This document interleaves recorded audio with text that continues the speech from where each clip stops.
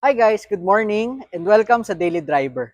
Para sa unang episode natin ngayon, papunta tayo ng Laguna para i-meet si Pops Josh pati ang kanyang 1996 Nissan Sentra. Busin ko lang tong kape ko tos, tara na.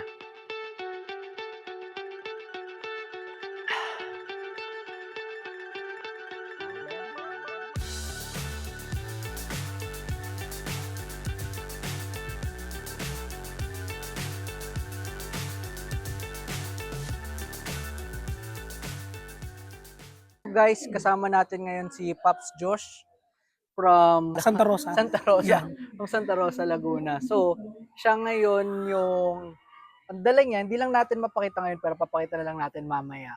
Yung Nissan Sentra B13. Nissan Sentra B13. Okay. Ako, ang alam ko lang dyan, yan yung medyo makurba ng konti. Yeah. Medyo makurba. Okay, sige. Para sa mga viewers, kwento mo naman sa mga makakapanood neto in the future kung paano ka ba nagsimula sa pag-o-auto? Okay. Actually, bata pa lang ako. Siguro ako na-notice ko na rin sa sarili ko na pag may laruan akong kotse, atanggalin ko yung gulong. Minsan, nagagawa pa ako ng mga pang-pretend na, kunwari, may jack yung sasakyan. Alam mo yon. Parang, siguro sabi ko nga noon, bata ko, siguro talaga, pag mekaniko talaga siguro yung, or pagkukotse talaga, yung hilig ko. Kasi, sa isa pa, pagka nasisira yung kotse namin dati, minsan si airpat, lusot yung clutch, ganun lang. Sa garahe, pag may gagawin siya sa kotse niya, tinutulungan ko siya. Tapos isa pa, mahilig akong manood dun sa mga nagagawa. Pagka may nakita ko nagagawa, nakikinood ako. Diba? So, Okay. yun, hilig ko talaga siya. Tapos siguro, nung medyo midad-edad na, medyo malayo yung school ko, tapos nagkaroon ako ng lisensya. So, nagkaroon tayo ng pagkakataon na syempre, makapag-drive na. Yun, may kotse kami noon, una, Nissan B12, una, box type. Maniwala kayo sa hindi, grade 4 ako nung natuto kong magpaarangkada ng sasakyan. Okay. Grade 5 ako, meron kaming praktisa ng pagdadrive dun sa somewhere in Los Baños. Okay. So, nakita ko yung mga pinsan ko, malalaki na yung mga pinsan ko. Sumasama ako pag morning, nagpa-practice sila mag-drive. And noong time na yun, marunong na ako magpa-start, marunong ako nung sa first gear, kung ano yung reverse. Sabi ko, siguro kaya ko din to. Una, nakatulong na curious ka din, mahilig ka magbutinteng, mahilig ka, tama. tapos environment na din. AirPods, Mm. yung mga ano mo, yung mga Tama, pinsan mo. tama. Ba? Okay. Kailan yung first car mo? Yan, first car ko, hindi ko kasi masabi, family car namin yun noon. Pero ito, first car ko talaga to. Kumbaga yung bread and butter ko, yan talaga. Yung Nissan Sentra na yan. Ano yung thought process nyo na bibili kayo ng unang sasakyan? Syempre una, work din talaga. Kasi nga, yun nga, yung trabaho ko, noon, freelance na mekaniko ako. Kumbaga, pag may tawag, sir, punta ka dito, pa-change oil ako, ganun. Papatingnan ko yung sasakyan ko. Yun yung talagang main purpose. Kasi, syempre, yung, ano ko nga nun, services ko nun sa pagmimika, puro home service. Until now, puro ganon. Isa pa, Nissan enthusiast kasi ako. So, member ako ng Central Club Philippines. Kaya siguro ganun, napahilig na rin ako sa Nissan. Although marami kaming naging sasakyan niya na sabi ko, may Toyota, may Mitsubishi, nakadrive ako ng mga yan. Yung Nissan talaga, hindi ko alam kung bias ba o talaga bang pag ina-analyze ko, bakit ba Nissan? Bakit Dito, nga? Nissan talaga. Kasi una, kahit mahal yung pyesa, matibay, meron karakteristik si Nissan na wala sa ibang sasakyan. Kailan nyo siya in-acquire? Paano yung naging thought process nyo para Okay. dito? Nung bago ko yan kunin, marami rin ako tiningnan na B13. So siguro most likely mga 4 to 5 units yata yan, yung natiningnan ko sila. Pero nai-stuck kasi ako dun sa thought na carb type pa rin eh. Walang touches ng pagkamodelo. So sabi ko, baka yun nga, nakita ko sa Facebook to na binebenta ng isang member din ng Central Cab Philippines. Marami siyang Sentra na binebenta. So, yun yung nakita ko. Uy, GA15, 1.5 engine. Uy, pero EFI, sabi ko ganyan. So sabi ko, parang ibang panlasa yun ah. Sabi, puntahan ko nga. So sa lahat ng pinuntahan ko, yan yung pinakamalayo, which is from, I think Santa Maria, Bulacan yata yan. So pinuntahan ko, pagkakita ko pa lang sabi ko, oh shit, iuwi ko to.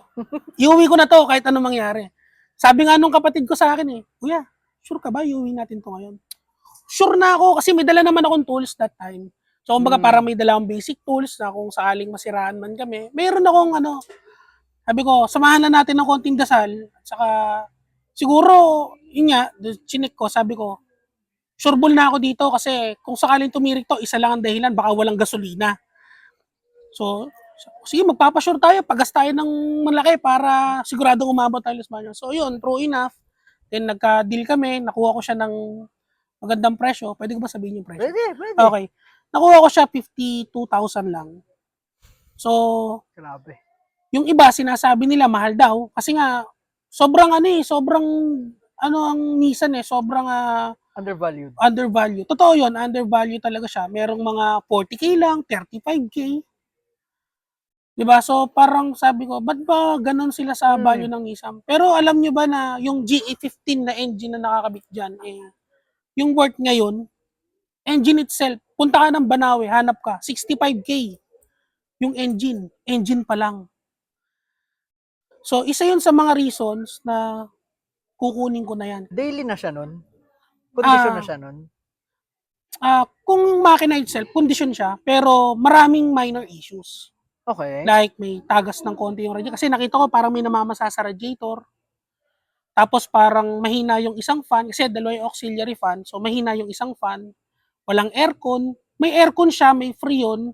Kaso, pagka nata-traffic, nag-high pressure. So, parang may problema na yung compressor. Tapos, yung mga pang-ilalim, makalampag. Marami siyang minor issue. Pero, ang inassure ko lang, yung engine is walang talsek, walang usok, hindi nagpe-pressure yung radiator. Okay ako dyan. Sabi ko, kayang-kaya ko igapang yan. So, yun, from pagka may extra akong pera, konting paayos, pagka may konting sweldo si misis nun, sasabihin nun, B, meron ka bang papagawa sa kotse natin? Baka meron ka lang. Yun, sasabihin ko sa kanya, then pag-uusapan namin, ano muna papagawa mo? Inuna ko, syempre, rehistro. Kasi hindi siya nakarehistro. Sabi ko, syempre, para magamit ko siya ng safe, walang huli, pinarehistro ko siya. Kinumpleto ko yung mga ilaw. Sabi ko nga nun okay lang kahit wala munang aircon. Kasi sabi ko, importante, tumatakbo na nadadala ko kung saan-saan na wala akong nagiging problema. Yun, sabi ko nga, mabubuo ko rin to someday, sabi ko.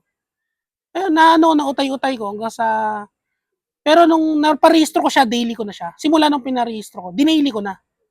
Kasi yun, nagpapalit lang ako ng radiator na bago para wala na akong problema. Kasi nga sabi ko, papa-overall ko, baka maging issue ko pa to pagdating ng panahon. Iano ko na, palitan ko na ng bago. Total, luma naman na rin. Parang, balato mo na sa kotse. Patikimin mo na konting mga bago na parts para maging reliable. Kumbaga, baitan mo sa kanya para maging mabait din yung kotse para sa'yo. Yung, ganun ang ginawa ko. So, kailan nga to nakuha ninyo? So, nakuha ko yan February 2021. February 2021. So, Pandemic. Pandemic. Bagong bukas pa lang yung stage 3, libre pa. Yung time na yon. Kaya nga nun, tuwan-tuwa ako lumuluwas nun. Sabi ko, malaki matitipid ko sa toll gate kasi bukod sa, hindi ako didan ng EDSA, stage 3, libre pa. So, yun. Kaya, naging confident din ako na ibiyahe siya from Bulacan to dito. So, 2021 yung nakuha, more or less, 2 years na nasa inyo. And yan yung pinaka-daily nyo. Yes. Anong serbisyo nito para sa inyo? Ang talagang number one na trabaho niyan is, ako ay ihatid niya sa mga places na kung saan ako nagsiserve. Kasi mekaniko ako. So, pagka may mga home service, yan. So, siya yung gamit ko. As in, wala akong magka-subcar man ako, yung sa bayo ko, yung Honda Civic niya. ESI pa. Na, which is luma din. Pag-coding lang to. Pag naluwas ako ng money. Pero, as in, everyday, yan talaga. All throughout. Batangas, Cavite, buong Laguna. Yan. As in, daily talaga. Workhorse ko talaga. At the same time, family car na rin. Siyempre, may pamilya na rin tayo. Hmm. Kaya, yun, siya yung lagi kong gamit-gamit. Araw-araw yan. So, ano yung thought process niyo nung nandun na kayo, nung parang ito na yung pinagpipilian niyo, parang ito na ipa-finalize niyo? Nung time kasi na binili ko yan, hindi pa kami magkasal ni Mrs. Hmm. Mag-girlfriend, mag-boyfriend pa lang kami. Sorry na lang doon sa biyanan ko. Hindi niya kasi alam na bumili kami ng kotse. Ang alam lang nila sa akin. Pero syempre, yun nga. Pero yung totoo, pinagtulungan namin ni Mrs. Pinag-ipunan namin. So, alam din kasi ni Mrs. na mahilig ako sa sasakyan and alam niya na Nissan enthusiast ako. So, nung na-introduce ko sa kanya yon, kasi LDR kami that time, send ako ng mga pictures sa kanya, ito yung gusto kong bilhin. Isa, nagkikwentuhan lang kami. Alam mo ba, pangarap ko to, ganun-ganan. Sabi niya, ganda nga, no? Ganda, ganda. Tapos yun, pumunta siya dito nung after niya, diba, medyo lumuwag yung pandemic, pumasyal siya dito sa Laguna. So, yun yung pagkakataon na nasakyan niya yung kotse. Sabi niya, ang ganda, lamig ng aircon. Komportable naman pala, tsaka gwapo pala kahit luma, ganan-ganan. Hindi ko alam kung sinasabi niya lang yun kasi syempre sarili namin yun. Pero natutuwa din ako kasi na-appreciate niya na akala niya kasi noon parang pag luma, di ba nakakatakot? Yan kasi yung point, di ba? Pag luma, di ba nakakatakot gamitin? Kasi baka kirik tayo, baka magka-problema yan, mag-overheat. Yan yung mga tanong ng mga, syempre, si Mrs. wala naman siyang alam sa kotse. At the same time, 90s pa yan. Kumbaga parang ang notion na iba, bili tayong modelo para tayo sakit ng ulo. So yun yung ano, sabi niya, nung time na nandito siya, nag-asikaso siya ng konting requirements siya for work. Di sinamahan ko siya. Tapos pag may work ako, sinasama ko rin siya. So may service ako, may diagnose ako sa Batangas City. So napatunayan niya ng isang araw na bumiyahe kami ng Batangas City. Tapos umikot kami ng Lemery. Labas kami ng Tagaytay. Siguro na-travel namin yun ng almost 6 hours. Kasi dahan-dahan lang. Kasi ano lang naman kami, chill ride, saka kwentuhan kami, saka banding namin ni Mrs. yung ganun. Sabi niya, tibay din pala nito, no? Save mo, almost 6 hours, walang patayan yung engine, tapos naka-aircon kami. Hindi kami tinitirik. So yun, doon nag-start na mas na-appreciate niya pa yung kotse namin. Kasi, syempre, nung nabili namin, wala pa siya dito. So, parang nagtatrust lang siya sa akin na, sure ka na okay ba yan? Ganito, ganyan. Oo, sure ako. And yet, nakikita naman niya, nagpo-post ako sa Facebook. Isa nasa Rizal ako, isa nasa Manila ako. Tsaka nun, yung Santa Rosa, Los Baños, syempre malayo na to kung tutusin, di ba? Parang sabi niya, oh, nakakapunta ka ng Santa Rosa, wala na. Oo, wala na. Baga, naging kampante na rin siya na tingin ko nga okay din talaga yung nabili nating kotse. So yun, nung nasakyan niya na-experience dito, sabi niya, tibay din pala, no? Kailangan mo lang talaga ng mahabang pasensya, syempre budget, saka konting dasal, samahan ng konting dasal. At the same time, syempre, tamang mekaniko na magagawa. Dapat talaga mahal mo yung sasakyan. Para siguro sabihin mo na, kahit anong mangyari, gagawan kita ng paraan. Yun. Ganon ang naging ano namin dyan. Para mas malaman ng iba, saan ang mga pyesahan? Sa Nissan naman, ang naging struggle ko lang dyan, talagang medyo, kumbaga hindi ko sila dinidiscourage. Pero sa totoo lang, medyo kumbaga, kung yung Toyota, yung presyo ng pyesa 150, sa Nissan 200, parang ganon. Medyo mahal ng konti. May murang parts din naman, nasa sa inyo kung kuha. Pero syempre, since ako, daily ko siya, kumbaga parang ako, ayoko rin siya tipirin. Kung talagang papalitan ko siya, bago. So, pyesa, madali lang, madali. Medyo may price nga lang. Pero madali lang. Kayang-kaya. Banggitin ko na rin, no? Meron kasi kaming tropa si Cavite Auto Parts. So, ang mga hindi naman porque kinakatay niya yung Nissan Sentra, ibinabawasan niya. Marami kasi siyang mga katay na units specifically is Nissan Sentra B13. So, yan. Shoutout sa iyo, Papi. Siya yung nagsusupply sa amin ng mga parts ng mga Sentra na ganito. So, yan. Last time, kapapalit ko lang na shock absorbers. Meron siyang fresh na shock absorbers. At saka rack and pinion, nagpalit ako last time lang, last week yata, last week. So, yun. Sa kanya galing lahat. Affordable price, saka syempre sariwa. Pangalawa, talagang usable. So yun, siya yung isa sa malaking naging tulong sa akin. Napakadali pang kausap. Napakadaling kausap. Nice. Yun talaga yung makakatulong sa mga gusto mag-start. Para sa akin, huling tanong na lang eh. Pero anong pros and cons mo dyan? Kasi Okay. ikaw, dinidaily mo yan. Ikaw, ramdam mo mismo eh, di ba? Yan. Generally, siguro hindi lang siguro sa Nissan, no? Pagka may-ari ka siguro talaga ng mga 90s na kotse or mga luma, di mo na maiiwasan dyan yung pagka medyo may mga ibang noise sa cabin, may konting langit-ngit, yung mga ganyan, no? So, sa cons yun lang naman, tapos syempre, yun, medyo luma. Para lang hindi siya maging masakit sa'yo na parang maging aberya, pagka may nararamdaman kang konting sira, talagang paltan mo na hangga't maaari kung pwedeng palit-palit, syempre kung medyo out of budget, i-repair mo, di ba? Kumbaga, wag mo siyang hahayaan na matuluyan. Kasi, halimbawa, example, katulad ko, nagpalit ako ng shock absorbers. Yung isa, tumagas. Yung sa kanan kasi yung nasira sa akin. Para sabi ko, papalitan ko na pareho sa likod. Tapos, yan, makikita sa video, medyo nakataas yung pet ng kotse ngayon kasi binalik ko na siya sa stock height sa likod. Dati kasi naka-lowered yan. So, kaya ako naman ginawa yon para comfort at saka, syempre, yung mga tools, pagka kinarga ko sa likod, bumabagsak eh. Kaya, nilagay ko na siya sa stock height yung likod. So, kumbaga, iayos mo na yung mga dapat iayos. Pag nakita mo may minor issue, wag mo na siyang antayin na, baka pwede pa yan. Sabihin natin pwede pa yan, oo. Pero yung sabihin natin na parang daily mo pa rin na alam mo may issue na ganun. Wag. Kasi example, yung shock, sira.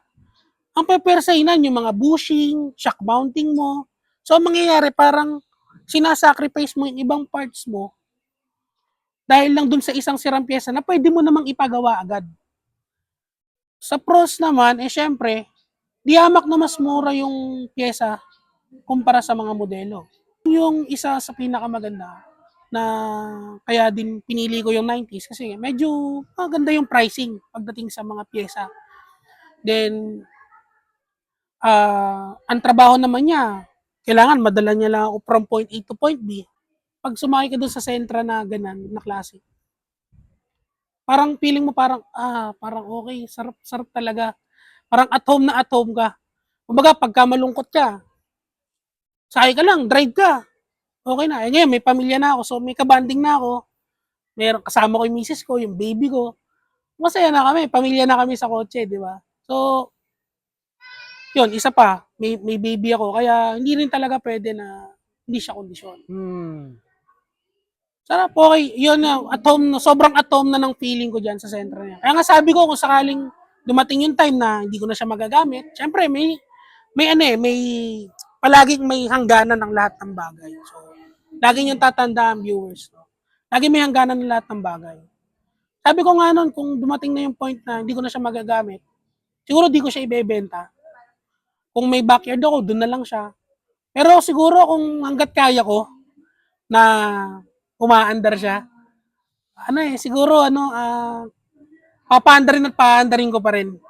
Kung dadating sa point na magpapalit tayo ng makina, sige, okay lang. Kasi yung makita mong mag-roll yan after 20 years siguro, no? Ano ba ngayon? 2023, after 20 years, 2043, no? Tapos makikita mo yung anak mo lumalaki, nakikita niya, tatay, yan ba yung kotse natin dati? Di ba? So, parang nakaka-proud na anak, ginapang natin yan. Yun yung naging ka-partner natin sa buhay. Di ba? Saka siguro, ide-daily ko pa rin siya pag dumating yung time na yon kung kaya. Kasi, wala masarap gamitin eh. Di ba? Parang hindi ka stress. Diba? Parang chill-chill lang lagi yung buhay mo. Masaya ka pag gagamit mo yung kotse, di ba? Yun.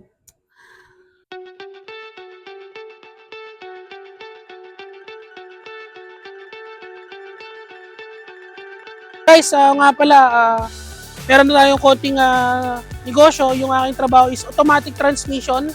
So, auto transmission from the South by Pops Josh. Yan yung aking business name. So, search nyo lang sa Facebook. Meron din tayong YouTube channel. Pops Josh yung aking pangalan sa YouTube. At saka yun, yung TikTok ko, Pops Josh. Search nyo na lang din. Kaso puro mukha ng baby ko yun. So, doon, Gusto ko rin, sir, magpasalamat sa mga tumulong sa akin para mabuo to. Kay Cavite Auto Parts, shoutout sa iyo. Sa Centro Club Philippines, sa OIC ng chapter namin, sa Par South chapter, kay Simon.